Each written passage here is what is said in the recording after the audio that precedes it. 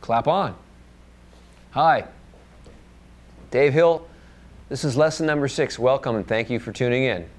Lesson number 6 with the second part of the single string guitar class with the Dave Hill Guitar Bible, as you can see up there, or parts of it. Okay, so I hope you've been practicing hard and going through all the previous lessons, working on everything.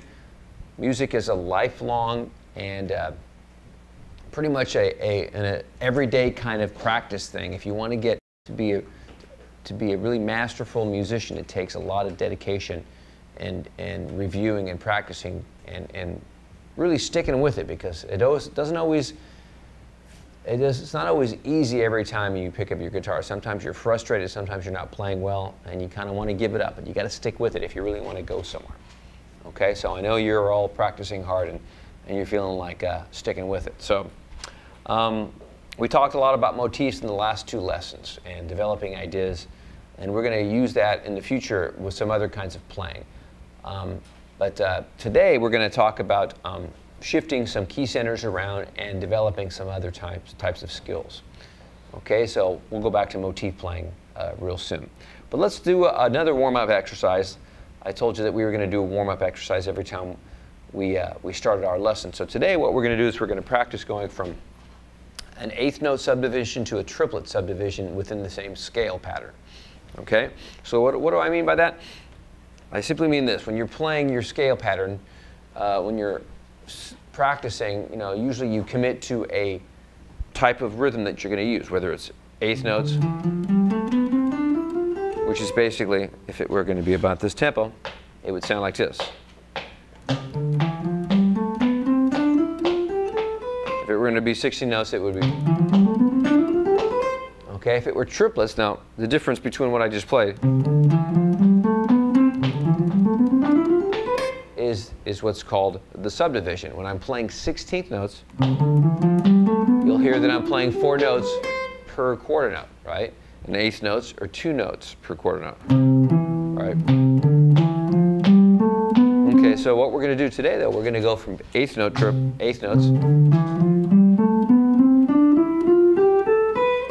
to triplets, which are going to be 3 notes per beat. So it's going to be. Now listen to that against the quarter note, you'll hear that it is triplets.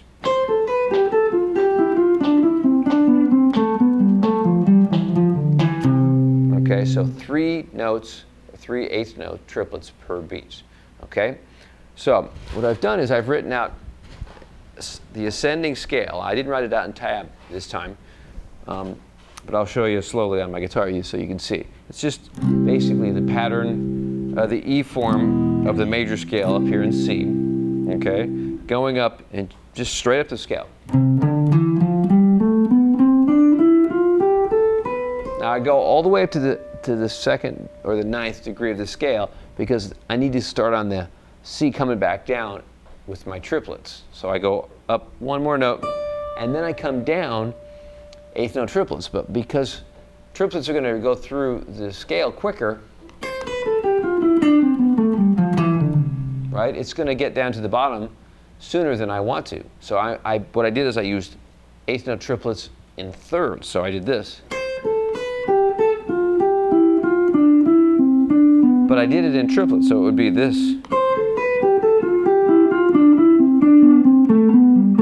So that takes up enough time now so I can turn around and then start at the beginning again in 8th notes.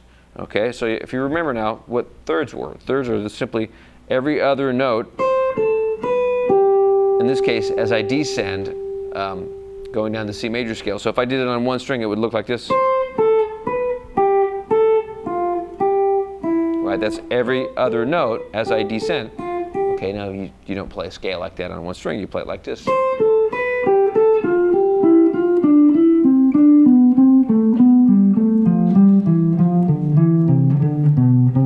Okay, so I'm going to do that in triplets though, so it's going to sound like this. Let me tap my foot so you can hear it. 3, 4.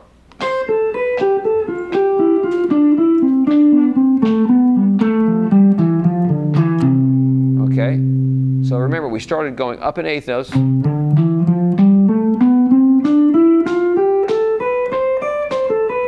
then we come come down eighth note triplets. Okay, and then see how that works out perfectly? So we start at the beginning again. Okay, now why would I want to practice something like that? Or why would, more importantly, why would you want to practice something like that? Okay, and that's simply this, so that you can get used to shifting between subdivisions and doing it comfortably when you take your own solos and when you make your own music, because you don't want to always stay within one subdivision when you're improvising or playing a solo. You want to be able to shift in and out of different subdivisions comfortably so you maintain a rhythmic interest. Okay, so right now we're just doing it with a scale, so it's organized. But you know, in reality, you're going to want to do that in a musical way and make it more random and make it more you know, spontaneous. Okay, so if we did it against an eighth note groove, we're going to be playing triplets and eighth notes over the top of this. Let's slow it down a little bit. Okay, so there's our eighth notes are going to be right here, like this. 2, 3, 4, and.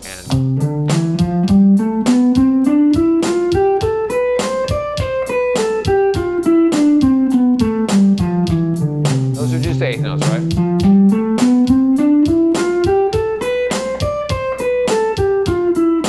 Okay, now what we're going to do is, remember, we're going to come down eighth note triplets like this.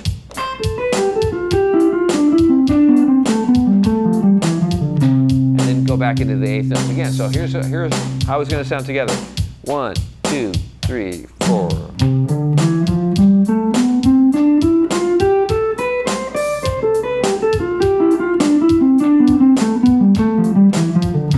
Back into the eighth notes. Eighth note triplets.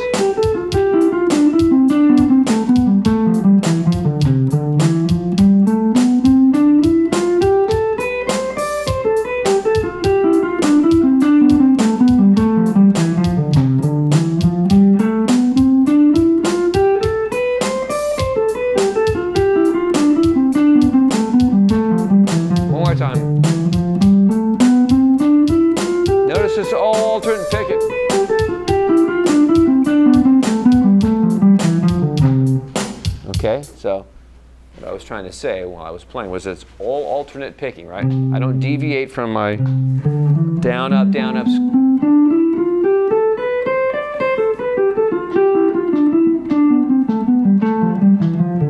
Okay, so that's another way, and it's a simple way, but it's going to be the basis for a lot of other exercises we're going to do, of developing rhythmic confidence going from one subdivision to another, because you really want to be able to do that when you play. You want to be able to make your rhythms interesting as you improvise, and that sometimes means breaking out of one rhythmic subdivision and moving into another rhythmic subdivision. Okay, so work on that for your warm-up this week. Okay, let's go ahead and take a look at some arpeggios that we've covered for a while now, and I want to review them because we're going to use them in this lesson and combine them over a progression here. Okay? So I've written a few things here. It's kind of a mix of a bunch of different things, but primarily it's minor seventh arpeggios, okay? Because our progression up here has a lot of minor seventh chords in it. So let's review what we've got. But first of all, one of the main shapes we're going to play is a minor seven arpeggio based off this form right here. And this is right out of the A form. That's a movable shape up here.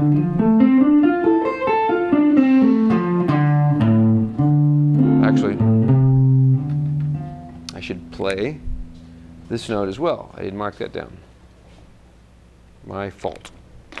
Okay, because it's the fifth, the flat seven, and the root there, so I missed the flat seven. So anyway, it's right out of this shape.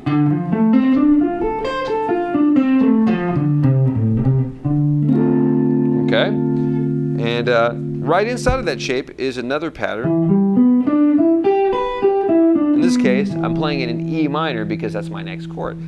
So you can see how D minor and E minor are right on top of each other in this position. And that's this shape right here. So they're really easily linked together. You can practically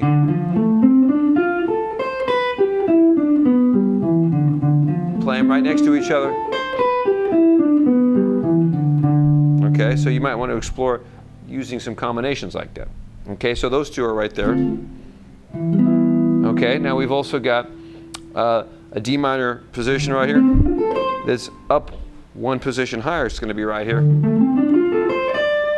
Okay, and that's your fourth finger's on the 10th fret there.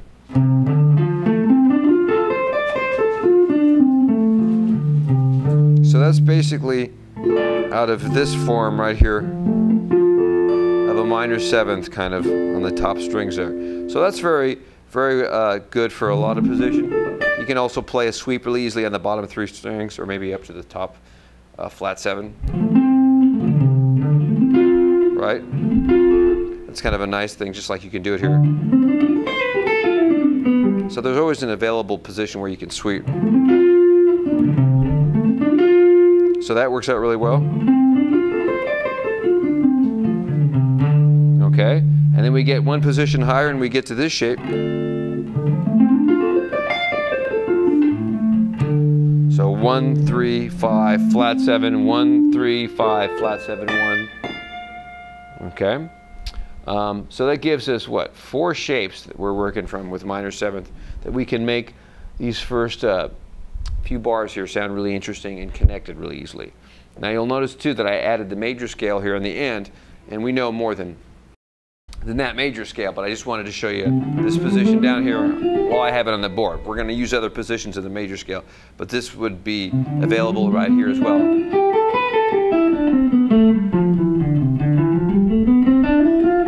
So let's circle the other roots here. Right there.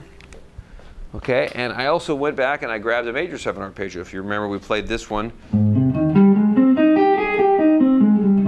We had a lot of major 7 shapes that we learned, but we learned this one a while ago. And it's right out of the E form. So, remember, all these 7th arpeggios are essentially triads, whether they're major or minor, or dominant for that matter, with a different type of 7th or 3rd. So a major 7th arpeggio is like a major triad, right? A flat major triad with a major 7th added into the triad structure. So in this case, it's an added G.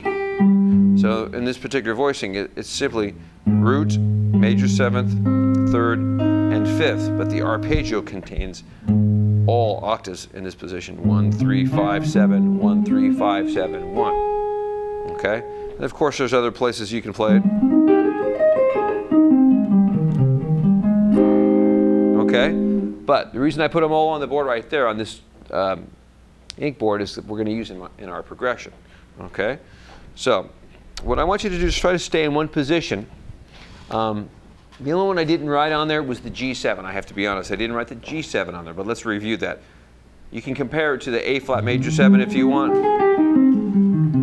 Go down a half step and play a G major 7. And use the same shape, but just modify the 7th to the flat 7.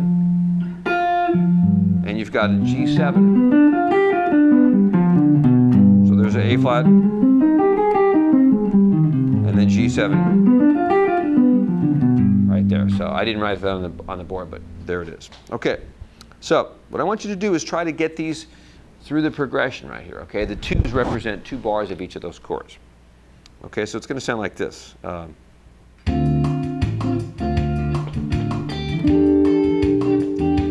That's 1, 2, 3, 4, 2, 2, 3, 4, 3, 2, 3, 4. And it does it again. 1, 2, 3, 4, 2, 2, 3, 4. And then here's the A flat major 7. Okay, so you might want to try to connect them like this.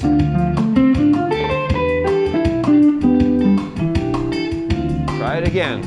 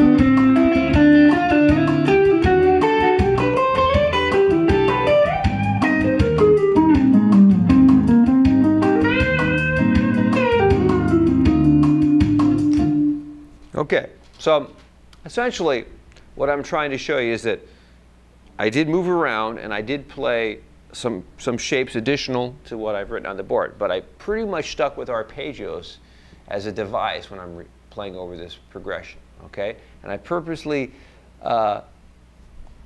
moved out of the key on one chord so that you'd really have to keep track of where you're at, because if I had left it completely in the key of C, which this progression is in the key of C, okay, except for that last chord.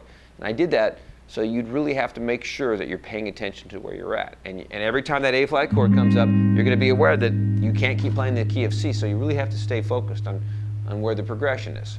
But I left you enough time on each chord to really make it possible for you to keep up with it. Okay, when you get these progressions by yourself and you have some time, you might want to play them slower. That's okay.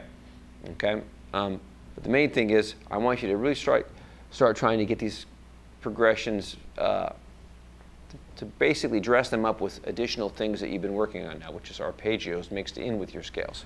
So you could maybe just take one part of the arpeggio or one place to play the arpeggio and then still play the scale somewhere else. So you could play maybe the arpeggios on the D minor chord, and then on the E minor chord and the G7 you could just play the scale. So that would sound like this. 1, 2, 3, 4.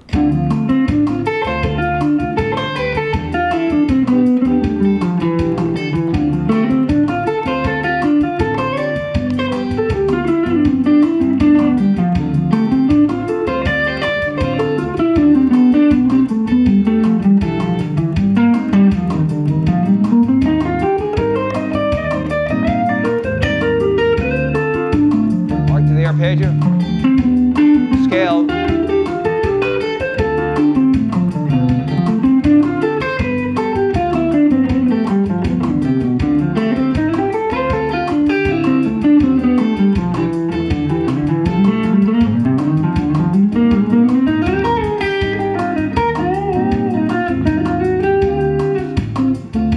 okay. So in that example, I was just playing arpeggios in the D minor, and then on the E minor and the G7, I was playing the major scale. I was just trying to find the closest major scale within my neck and just continue to play pretty much without stopping. I'm not leaving too much space there. I'm trying to continually justify each note over each beat. Okay. Now on the A flat chord, just to finish up here, there's one. This is all in the key of C right here, I just have to tell you. But right here, on the A flat chord, I want you to play an E flat major scale. Okay, that makes it sound a little bit more interesting than playing straight A flat major. Okay, so that's your homework for this next lesson. I want you to finish up with or continue practicing those shifting major scales from eighth notes to eighth note triplets. And then maybe even apply that to the progression we're doing right here with your major scale. But more importantly, get your arpeggios going over the progressions too. Okay, Dave Hill signing off. I'll talk to you in the next lesson. See you later. Bye-bye.